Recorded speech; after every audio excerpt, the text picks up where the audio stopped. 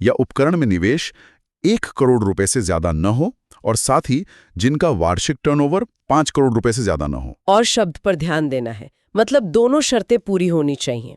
1 करोड़ तक निवेश और 5 करोड़ तक टर्नओवर। बिल्कुल, दोनों शर्तें। दूसरी श्रेणी है लघु उद्यम, स्मॉल उद्यम।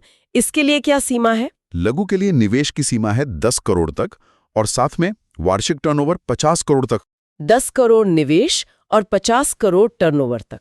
ठीक है जी, यहाँ भी निवेश और टर्नओवर दोनों की सीमा के अंदर रहना जरूरी है। और तीसरी सबसे बड़ी श्रेणी है मध्यम उद्यम। मध्यम के लिए निवेश की सीमा है 50 करोड़ तक और टर्नओवर की सीमा 250 करोड़ तक है। 50 करोड़ निवेश और 250 करोड़ टर्नओवर तक।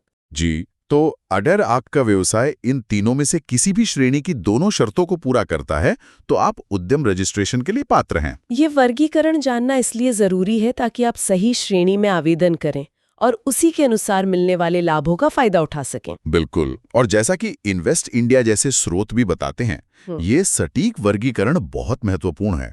ये सुनिश्चित करता है कि आपके उद्यम को वे सभी वित्तीय और प्रचार संबंधी योजनाएं मिले जिनका वो हकदार है।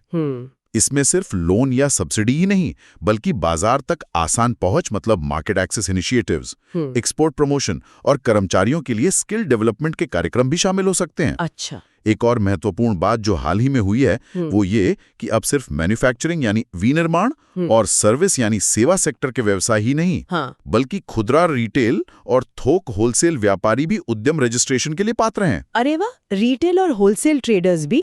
जी हाँ, उन्हें भी अब एमएसएमई के कुछ सीमित लाभ मिल सकते हैं, खासकर प्रायोरिटी सेक्टर लेंडिंग वाले। इससे उद्यम रजिस्ट्रेशन का दायरा काफी बढ़ गया है और ज्यादा व्यापारियों को इसके तहत लाया गया है। ये तो